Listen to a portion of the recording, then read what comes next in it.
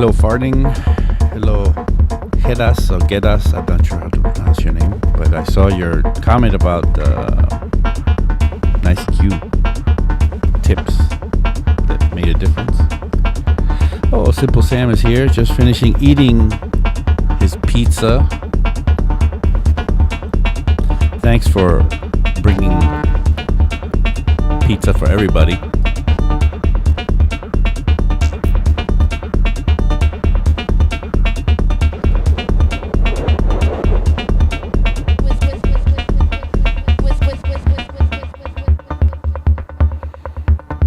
I must admit I had a lot of technical problems again before getting started today.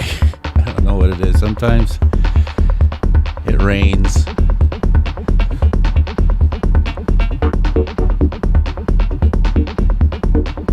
But hey, I think it's gonna work.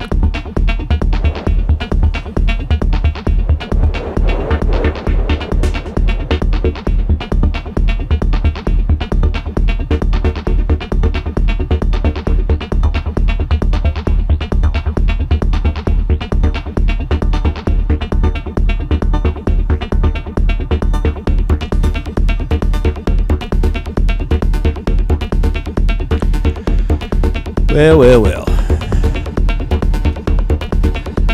Let's see how much we have left. About 2 more minutes, then we'll get started.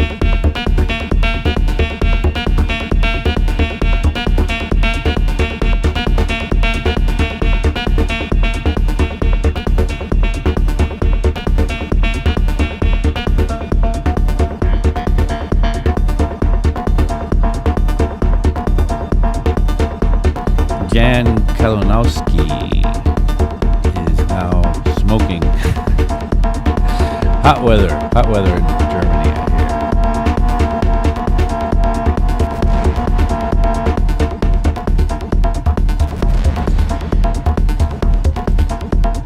hear. Sam says I should get a technical wizard intern.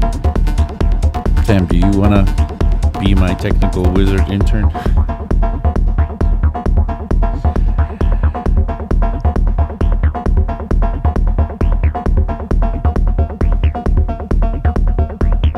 One more minute, and we'll start.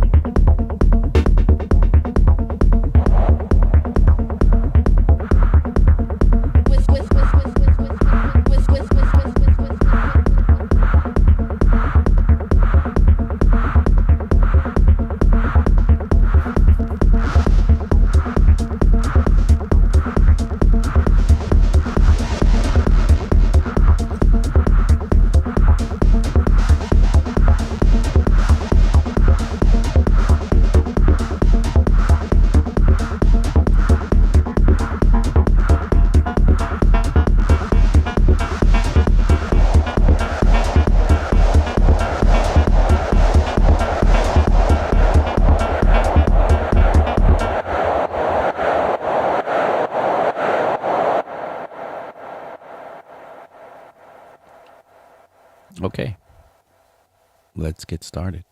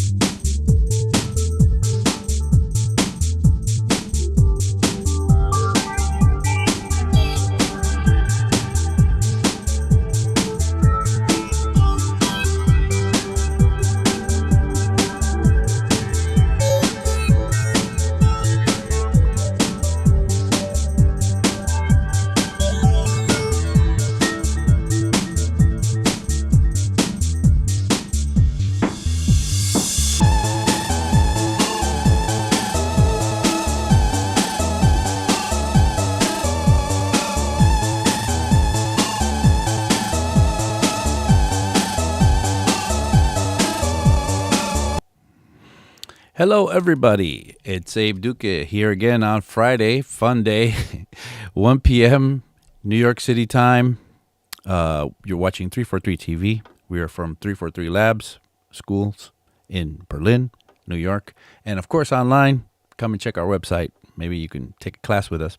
Anyway, I'm back again, as I told you I'd be.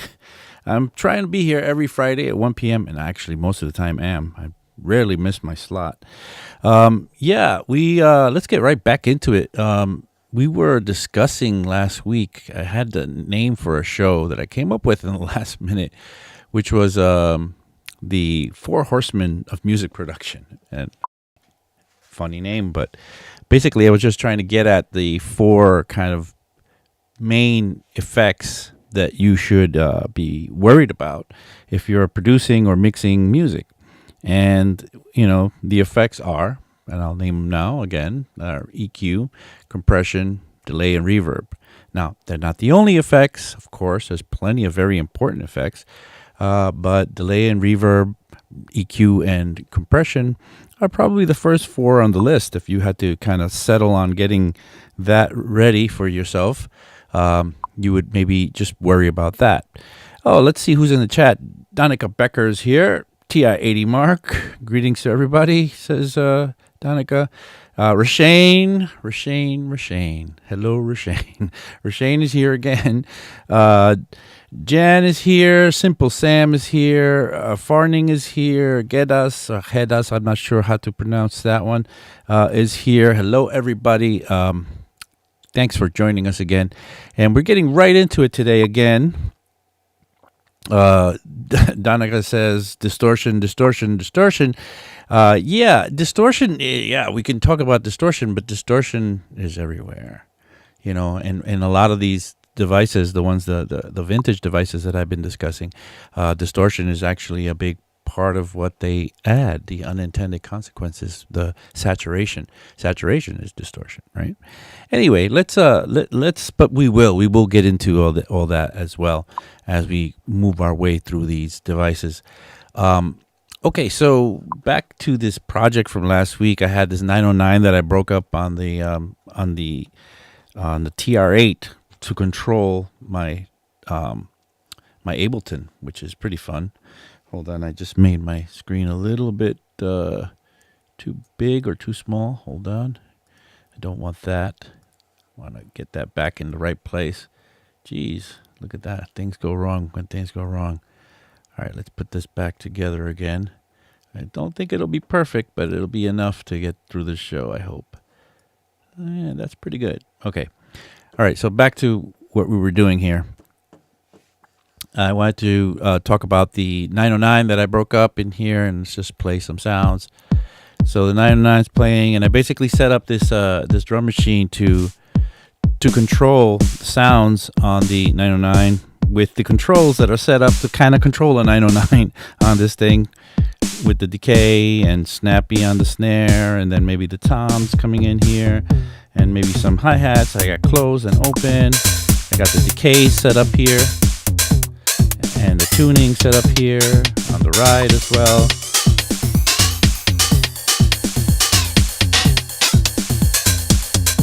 Anyway, got that happening. Let's get some of these sounds. Let's get all these sounds kind of going in here.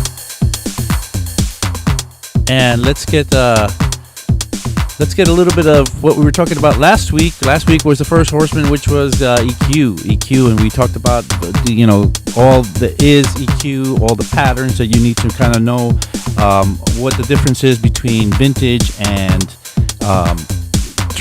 the transparent modern EQ. We looked at a bunch of EQs, but let's start to just kind of work some sound with some EQ. Let's add some EQ to this kick drum to begin with. And remember last week we talked a lot about the Pultec. So let's just get that in there. I don't want to belabor the point and explain the Pultec once again, but let's just get some magic bass going. And if you want to see us explaining this, come back or go back to the last week's show. I'm going to add some 30 hertz bottom to that and show you the difference. So that's before, that's after. Cosmic J is here. Okay, that's pretty good. I'm gonna believe it or not, I love adding air to kicks. One of my favorite things to do. It just helps them cut through the mix. So you know that my favorite air EQ, as I told you maybe last week, is that Neve 1073.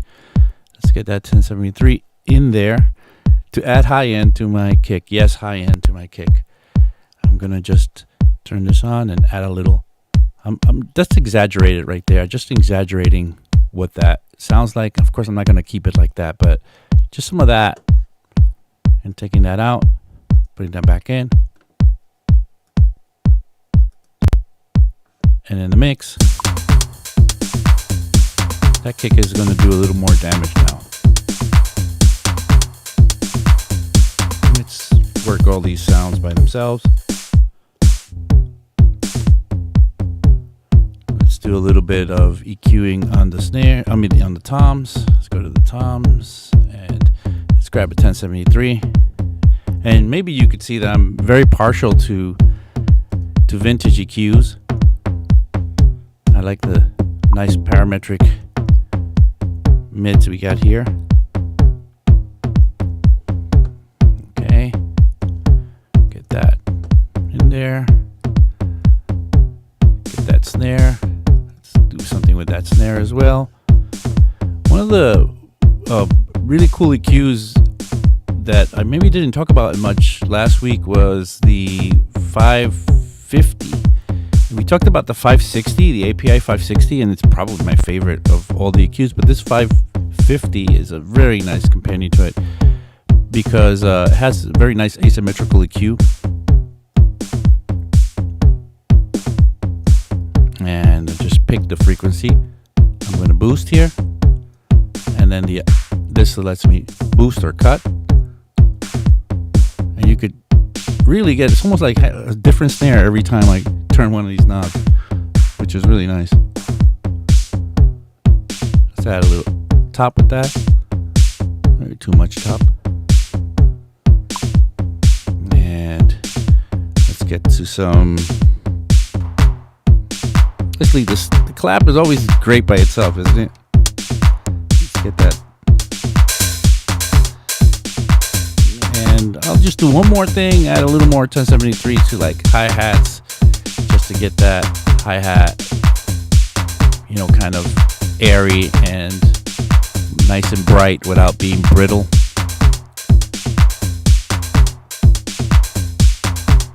Where's that 1073? Here we go. So let's move it over. Drop that in there. And once again, we got to turn this thing on to use it. A lot of people don't realize to press this button. Okay, so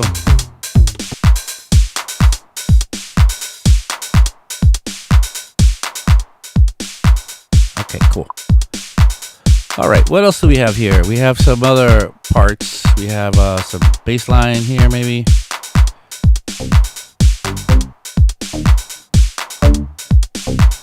Okay, so yeah, I had recorded these parts with the Moog. These bass parts with a Moog, and I figure it's fine enough right now. But today, just before the show, I recorded some 303 parts here with my 303, which I have in front of me. You don't see it, but it's here, and recorded like the line like this one, which I think fits nicely to that bass line.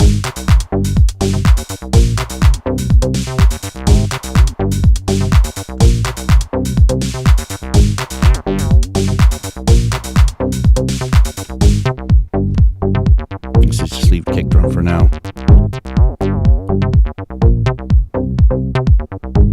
Okay, and that brings me to the second Horseman. So let's talk about. Now, we've talked everything there is to talk about EQ, but now let's talk about compression. Now, compression, what is compression? First of all, let's do a little history lesson on what compression is all about. Compression came about in the 30s when radio was the number one way of entertaining ourselves. And basically, what happened was that they wanted to come up with a way to prevent overmodulations or making the signal too hot for the radio.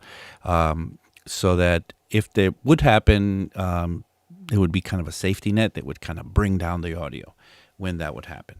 And this is the real sort of inspiration behind compression. It wasn't to like record vocals or to add in productions or anything like that. There was no setup of this sort. What there was just an idea to prevent overmodulations inside of audio. Radio recordings, or not even recordings, because everything was live at that time. So radio broadcasts. So they went to work and they came up with something of a compressor. Right now, they used all the technology of that time, tubes, and then continue to progress and make this device more, more adequate for the job.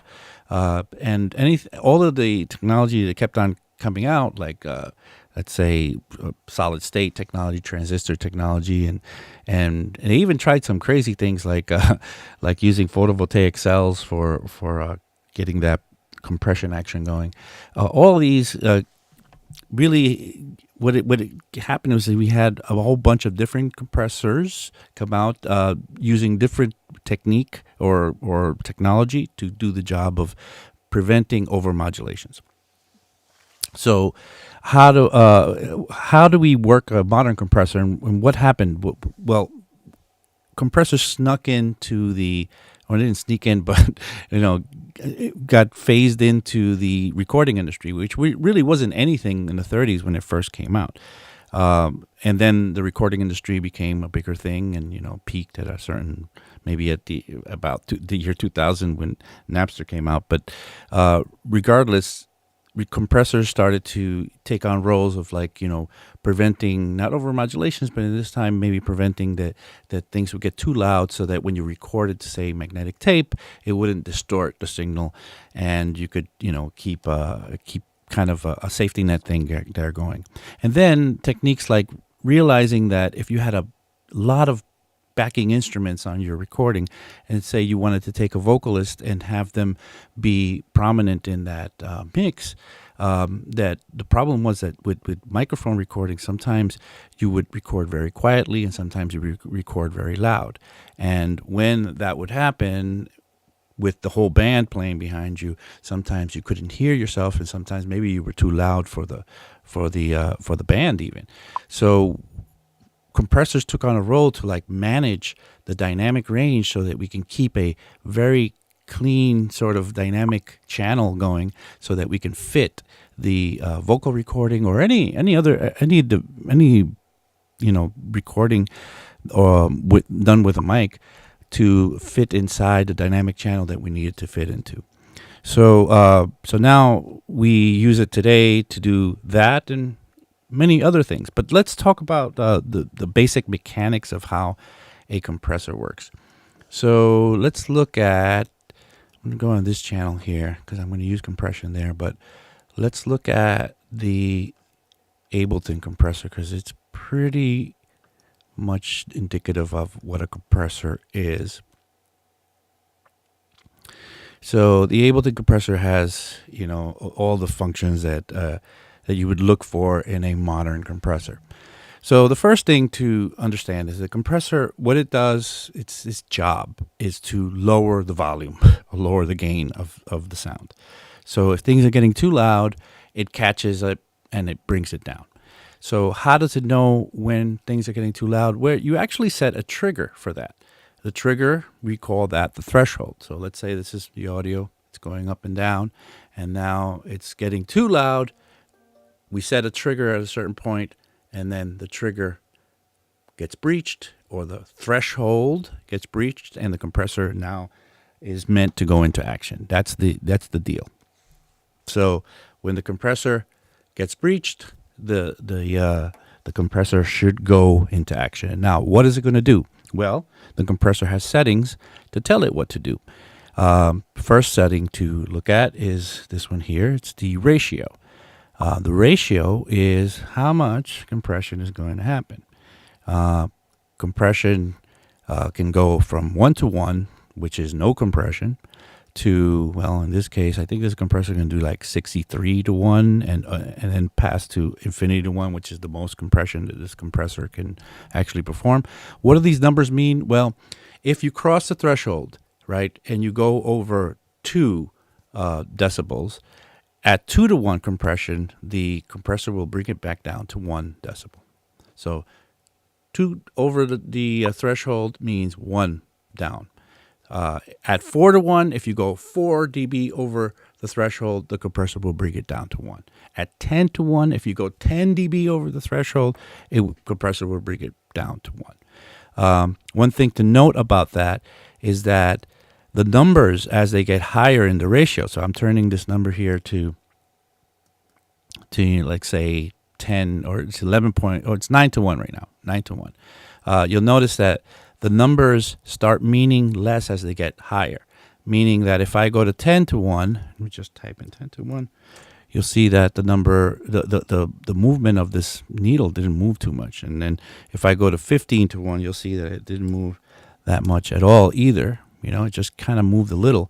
But that 2 to 1 already is half of the way and half of the compression power that this compressor has to offer. So I think that's one of the things that really throws off a lot of people about compression, is that they don't understand what the ratio actually means.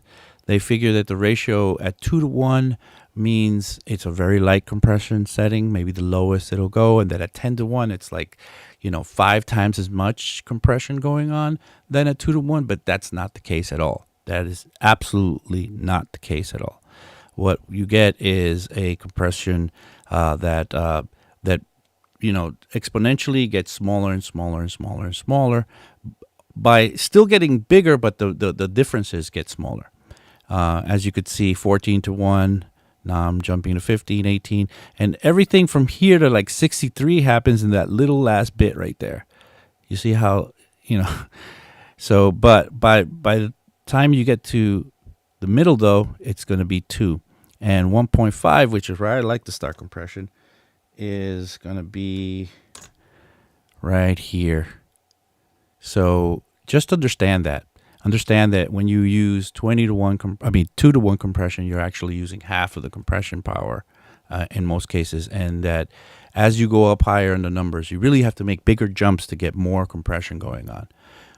So if you set something like 10 and then 12, it's really like not much, because compared to the difference between even 1.5 and 2, right?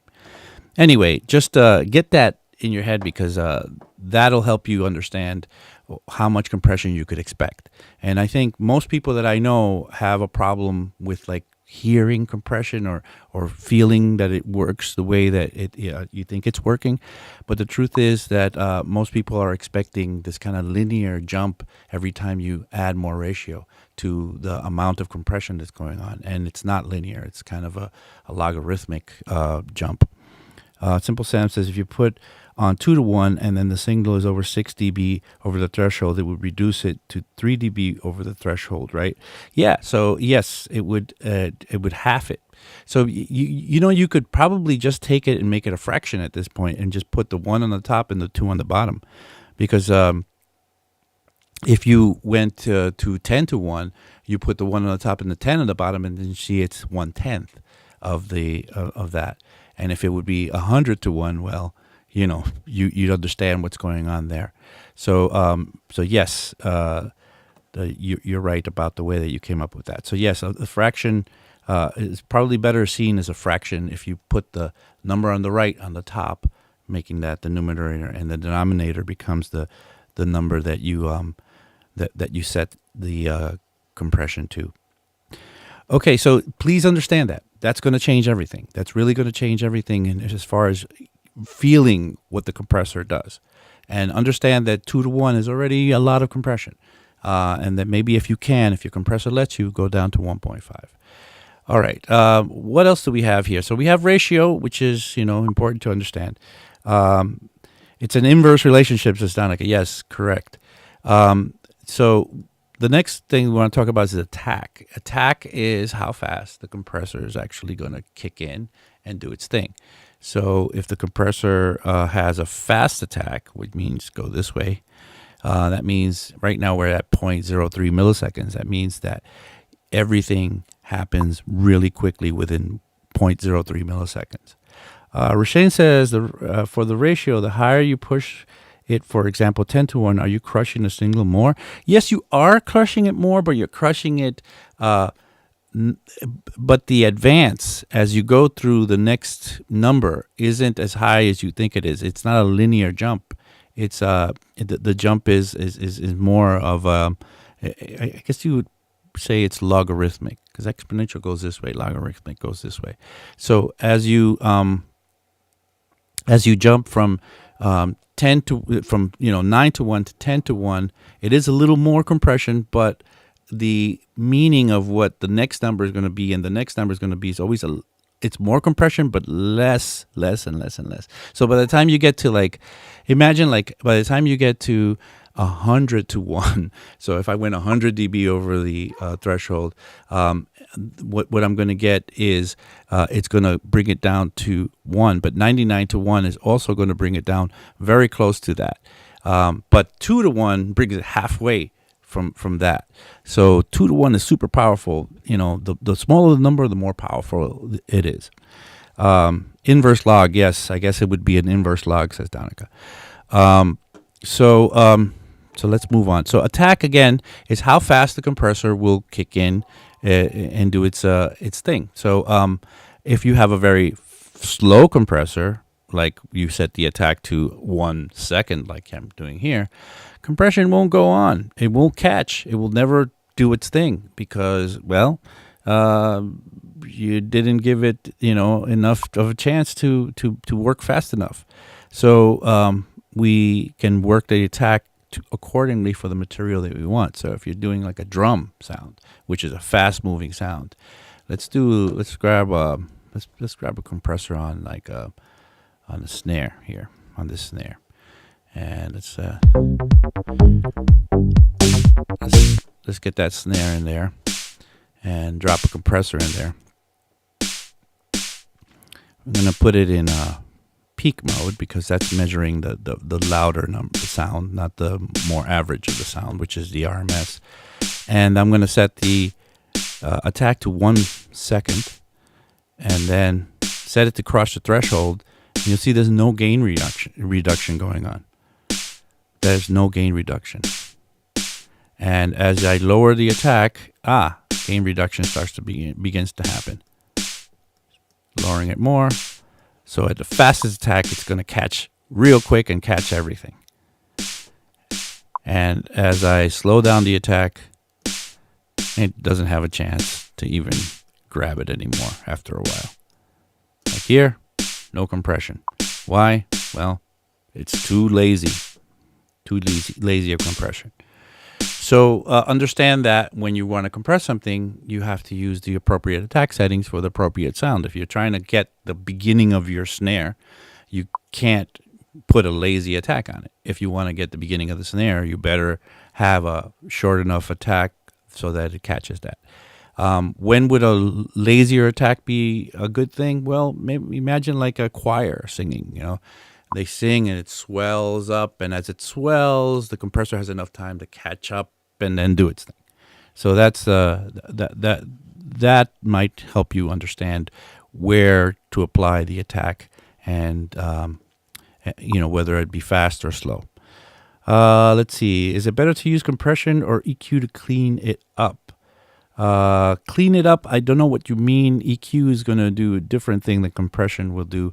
Compression will just change the way that it presents over time, meaning that if it gets at a certain point too loud and you're set to catch that that sound, then you're going to be able to manage the way that the sound presents. So that's why you can actually use a compressor to perform some sound design, because if you got it, catching the beginning of the sound, well, that means that with a slower release you could really tighten up that and shorten up that sound. But with a very slow fast release, it'll just catch the beginning and it'll let the body of the rest of that snare right now come through.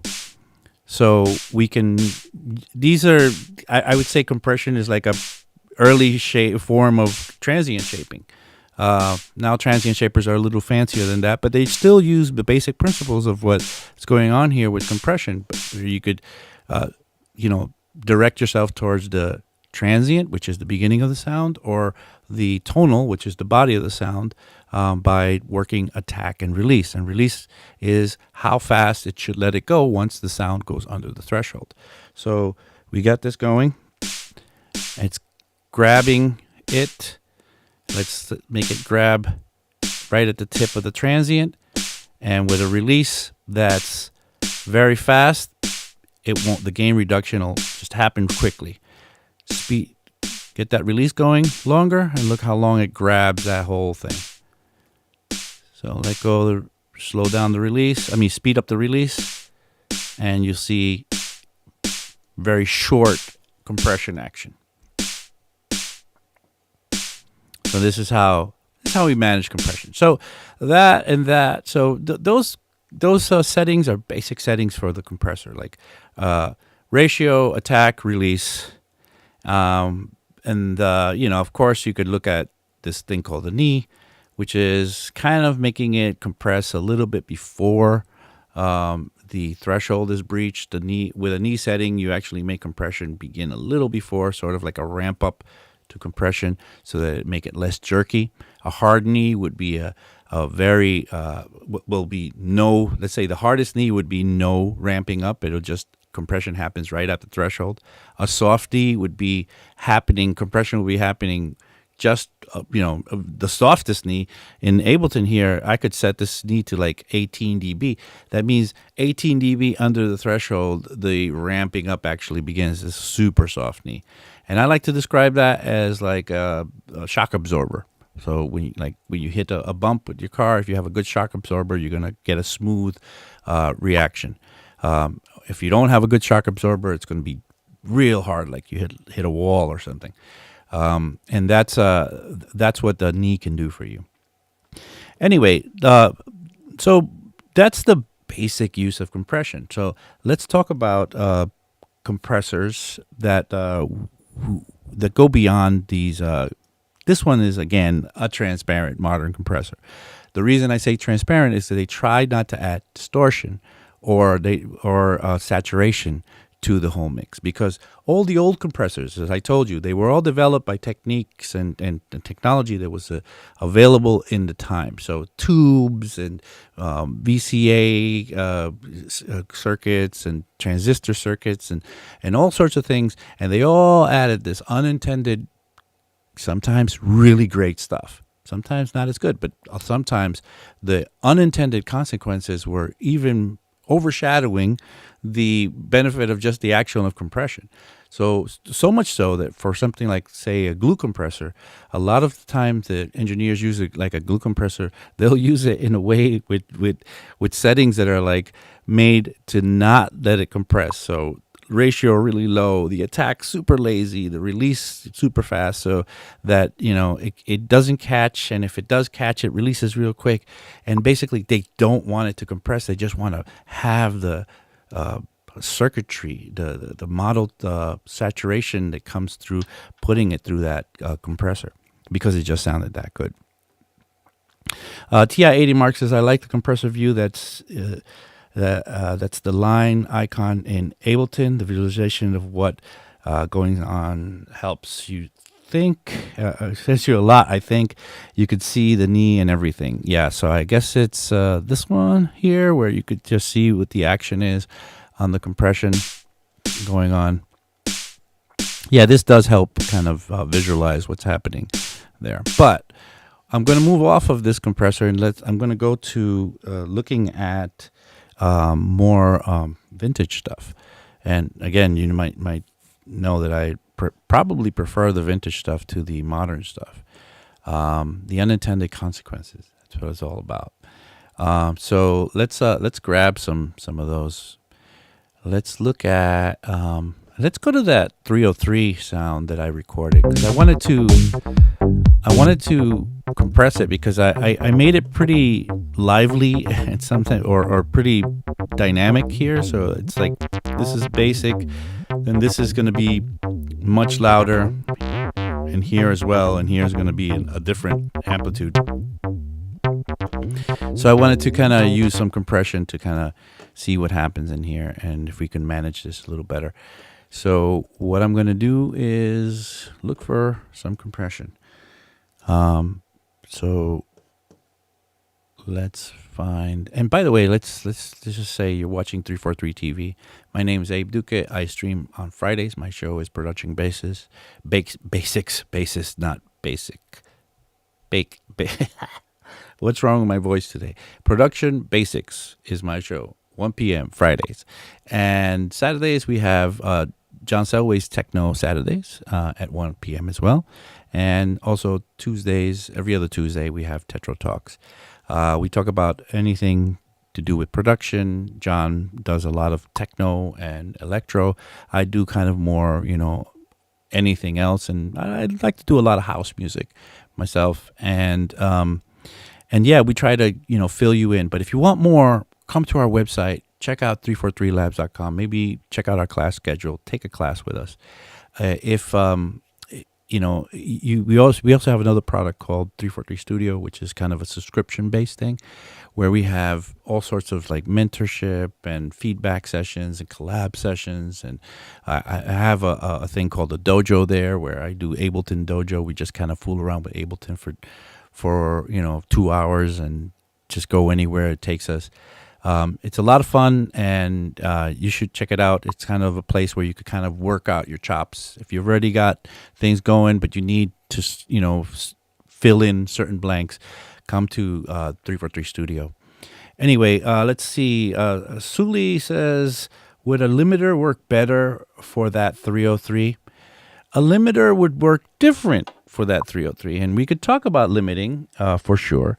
But the one thing about limiting is that it's absolute. It's very heavy-handed, and when setting it, you might have a problem with it being maybe lowering the level too much too quickly.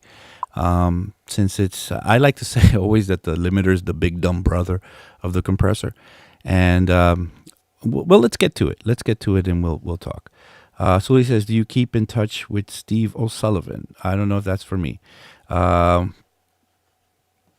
Maybe, but I know a Steve O'Sullivan, but I don't know if it's that one that we're talking about. All right, so let's look at some compressors that I really like. So the first compressors would be the tube compressors, and tube compressors would be something like, well, let's look at a bus compressor. This is a tube compressor, like the Fairchild 670. That's a really good one. It's not really for what we're going to do now, but I just want to kind of show it to you. It's more for the whole master bus. And where's my Fs? I gotta go to F. Sorry. So this is the Fairchild 670. This would have been like 20 tubes inside this thing. Huge device. Weighs like 75 pounds. Very expensive if you try to find it right now, but really great for buses.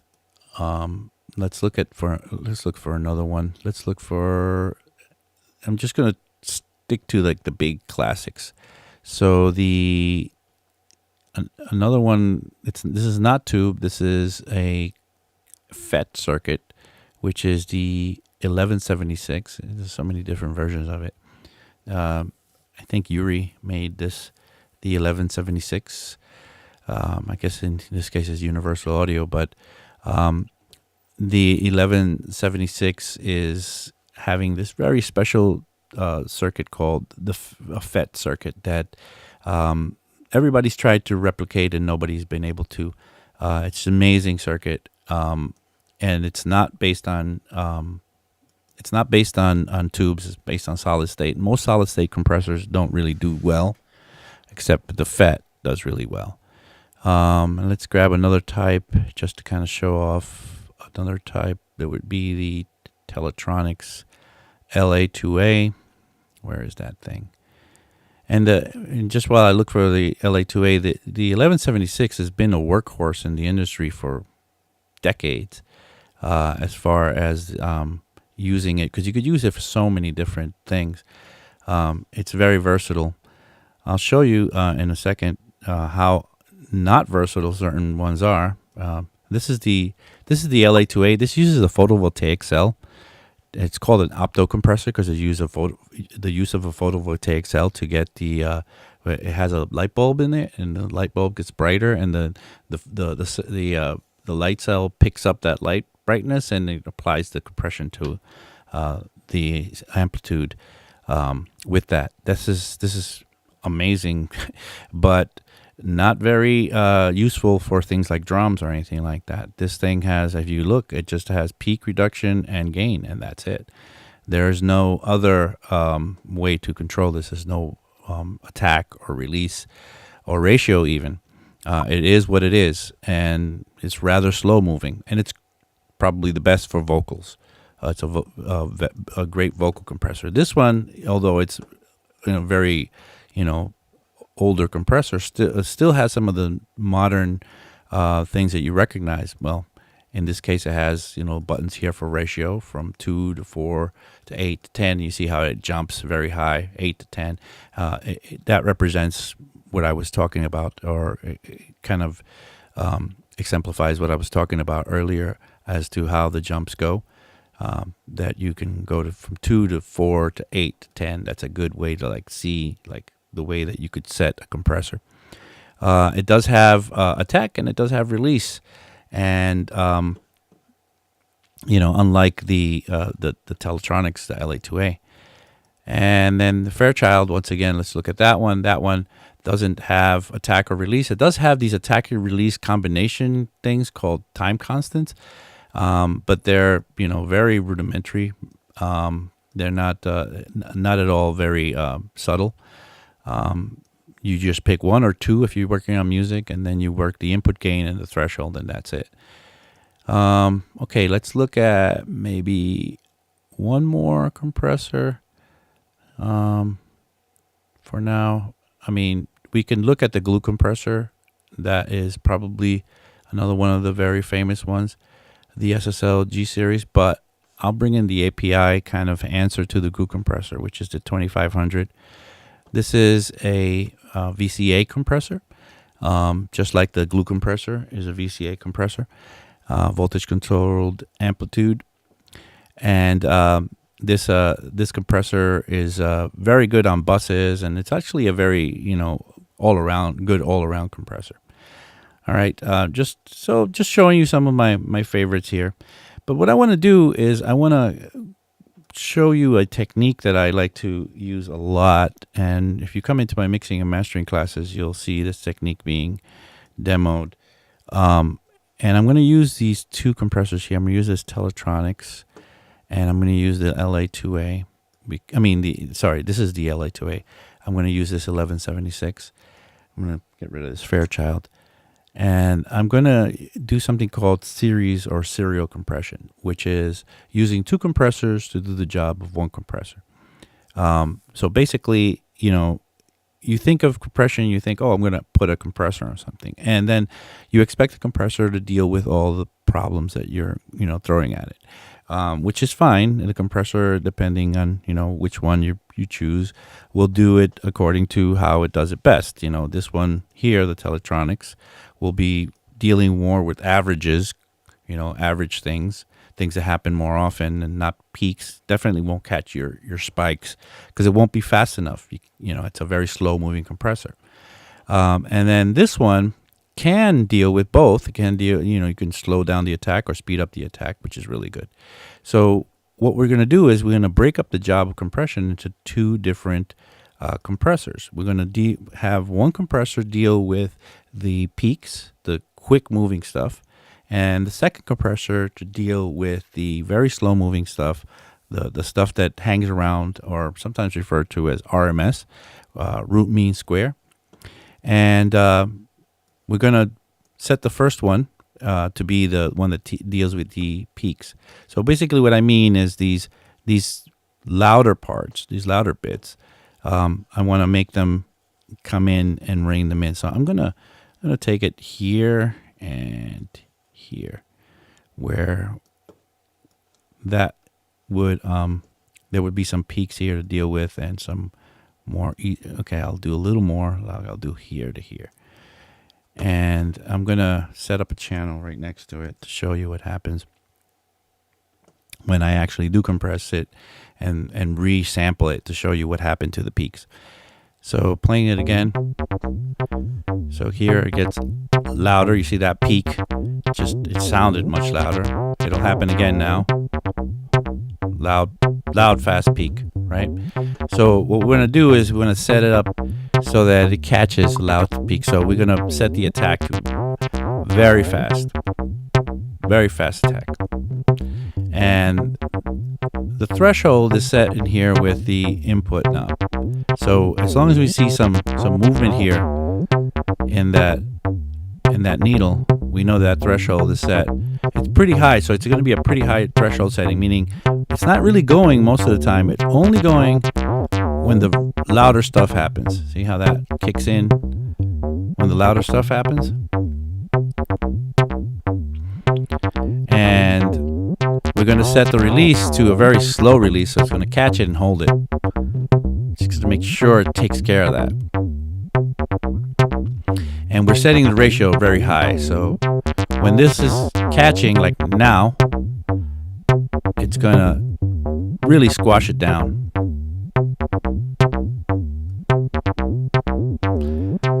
Increase this a little bit. There we go. Now it's really catching those peaks. And now that I have that, I'm going to grab the other one, which is going to deal with my RMS, which is going to be maybe the averages. So this one, we don't have to set this one too much. Basically, this one's going to be, and it's getting loud here, so let's get this quiet here. This one's going to have gain reduction, and we don't really have to worry about what it's grabbing because it's not really catching any peaks. It's not meant for that. Matter of fact, this thing is known so much for not catching peaks that it's been pretty much exclusively a compressor to use on vocals. But what happened was that when rapping became more popular, it was noticed that this compressor would be used on vocals, and engineers started to put this on rappers, and especially on the fast rappers, and they would realize that the fast rapping the transients would be too quick for this compressor to catch, and it would group up. It would just get too loose and not work right because you drove it more, but it didn't compress in the right place. So another compressor came out that actually was modeled after this compressor, but with an attack setting and release setting as well, and ratio setting, called the CL1B from TubeTech. I think it's a Danish company. And that compressor is sort of taken over from the Teletronics LA2A as the go-to compressor for vocals, because especially for rap vocals, because they're fast-moving transients. If you're just singing, regular singing, then no problem. But yeah. Anyway, if you like what you're seeing, please give me a like, because I kind of like to impress my friends with how many likes I get. Anyway, so continuing here. So now I have one compressor catching peaks, one compressor catching the RMS. So two compressors. And if you watch these needles, you'll see that they go off at different times. Like they're both kind of dealing with their own thing, which is really cool. So lower the gain a little bit. I don't want it to clip. And now I'm going to record first without the compressor, so you get an ultimate view of that little part. So I'm going to take the compression off and record this bit onto this channel. And let's see, 12, I think.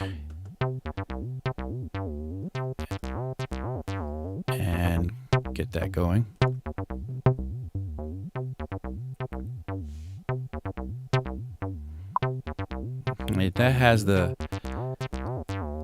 That has all the peaks in it. Let's raise it so that those peaks are, just hitting the top there, so we can then compare later. And then we'll turn the compressors on. Now this is going to be louder because I just adding amplitude here with the outputs, which I can lower if I want, but now I've got my settings. I'm not going to mess it up. So I'm just going to record it now.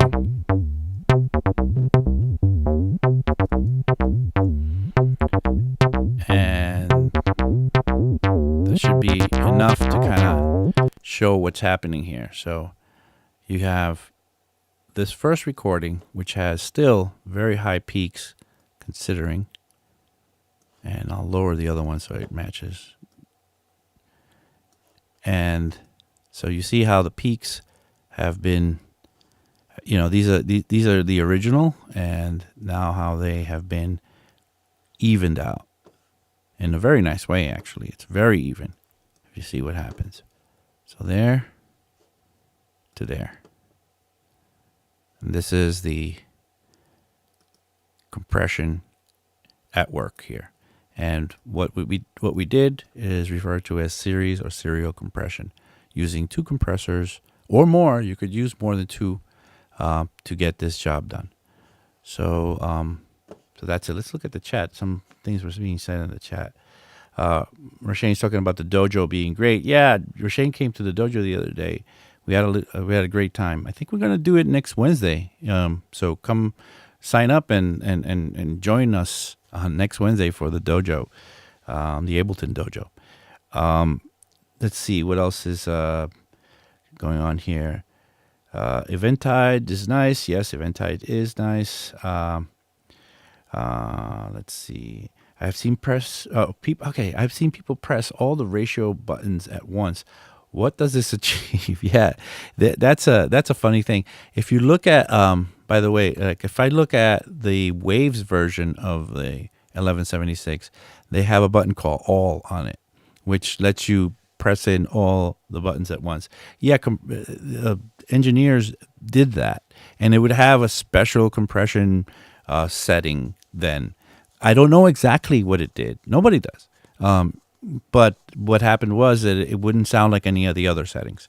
And I suspect it was an even higher setting in compression than you would have had with any one of them pressed down.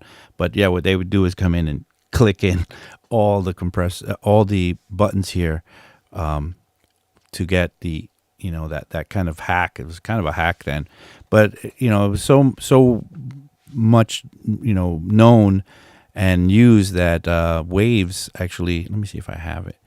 Let me grab a Waves plugin here. So let's see, maybe in the VST versions of it, I think I have maybe this one. So it's the CLA 76, I think, is what they call it in Waves. Let's grab the CLA 76, see what happens.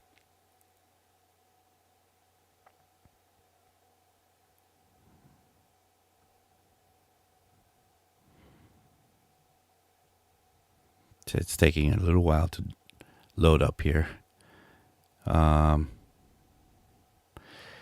So in the meantime, so you could see, yeah, there's that all button here on that one, and that kind of gets that done the way that some people used to do it. Let's see, going back to the chat. Rashane says, is this a good combo for rap vocals, or should we use the Tube Tech? Yeah, use the Tube Tech if you have it. Let me pull up the Tube Tech, because that's a very important one to. I have a version of it here. Let's see. Where is it? Yeah, CL1B.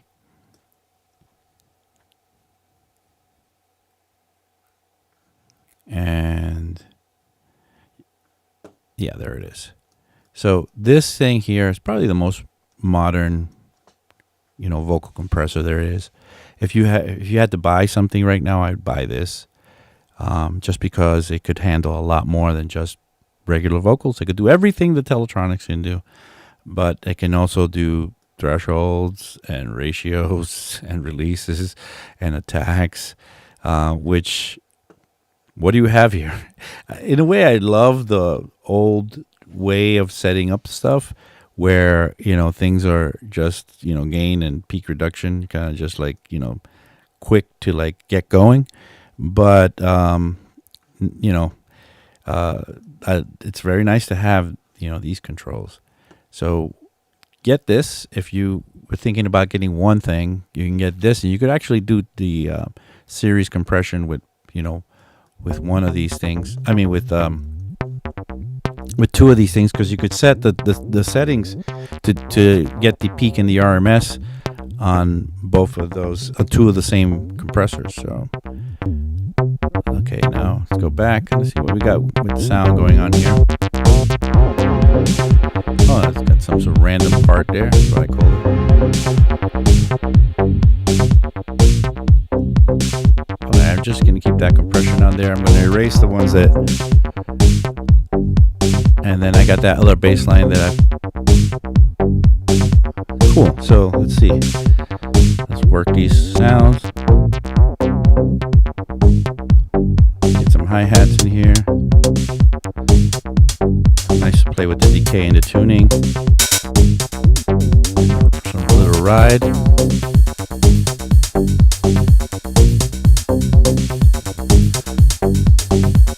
So somebody sent me a question from last week's class, and I just wanted to address it because I could use it now.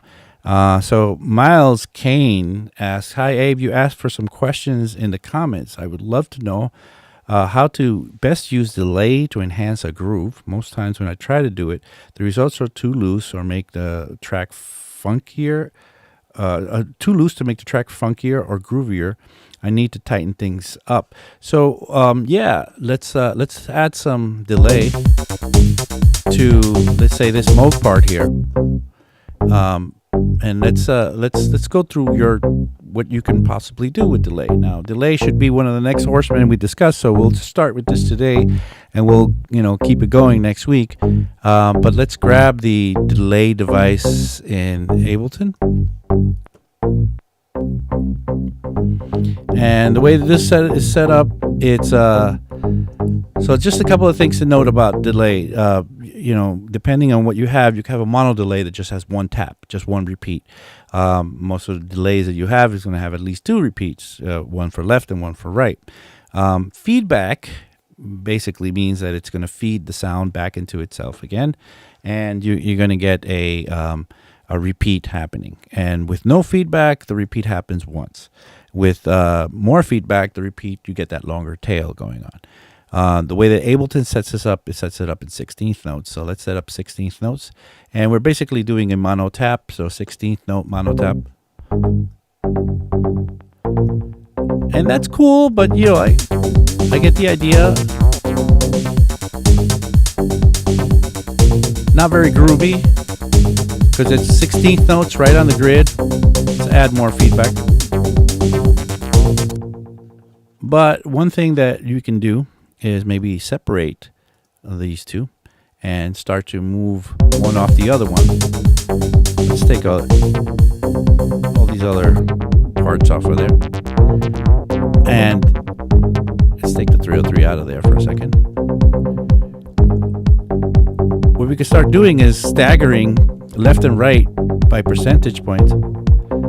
Now you could see that you could start establishing weird left and right kind of grooves by pushing it or pulling it in time. And that's really nice. And immediately it makes it bigger, because it basically taps into the Haas effect possibilities, right? Of like making things coming to one ear before the other. You go the other direction. So if you're just doing mono delays, good idea to start just staggering them. But even if you're doing ping pong, now ping pong makes it so that one here, one every 16th note, back and forth, right? But even with that, changing the percentage of how they present. See how I'm creating new grooves with that?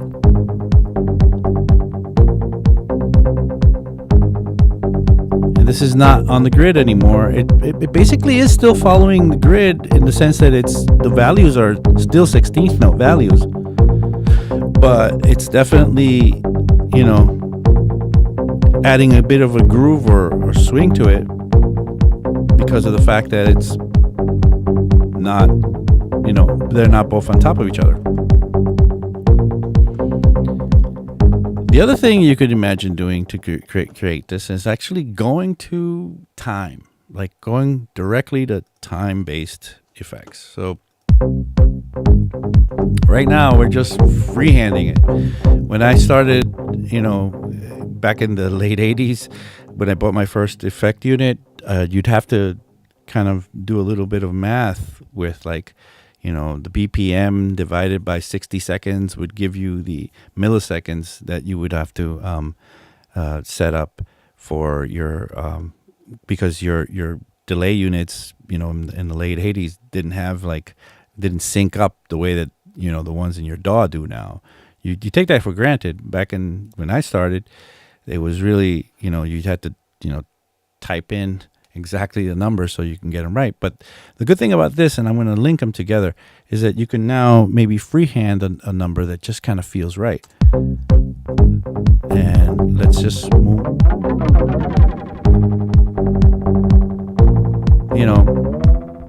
Almost any number could work, creating. And if you get it shorter, you get it as more like slapback. But you could establish grooves much easier to establish grooves.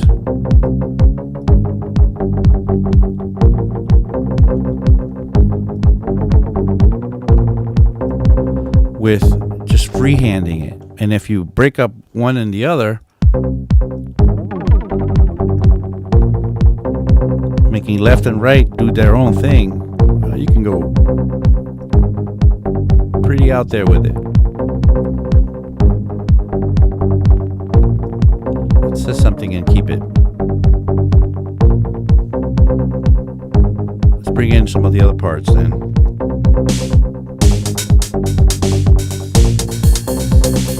It's toms. Just kind of loud, that effect. Back off on it a little bit. Add that 303 in there. Add some reverb to that 303. Too much reverb. Hey, if you like what you're seeing, please give me a like. I really like to impress my friends with how many times you click that like button. And you're watching 343 TV. My name's Abe Duque. I'm here every Friday at 1 p.m. Stay tuned for tomorrow's show, or tune in for tomorrow's show, or turn your computer on and watch. At 1 p.m., John Selway will be making some techno or electro, depending on how he feels that day.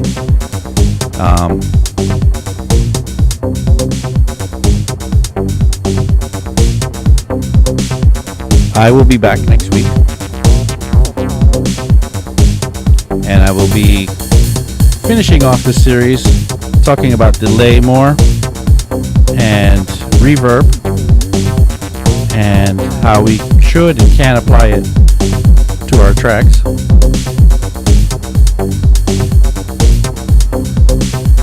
Nice compression, huh? Let's open it up more so it goes further. Let's get to start in the right place. Right. So if you like what you see, please subscribe to our channel. Also, come to our website. Check out our class schedule. We have classes starting all the time. I have lots of classes starting in September. Actually, I'm finishing up most of my classes now, the summer classes, and my new classes will be beginning in about a week or two. So if you want to take a class with me, or with John, or with Dane, or with any of Vasilis, any of our amazing instructors, both in Berlin and in New York, and online somewhere, come on in. I teach in the city, in New York City, on Sundays usually, and I teach online. So check it out. Suli says, I tend to get better grooves when the delay is on a bus and apply the subtle sidechain from the signal that I'm feeding it. Yeah, that's a good idea. Maybe we'll explore that next week. Simple Sam says, thanks, Abe, and 343. And with that, I'm just going to say goodbye. See you next week.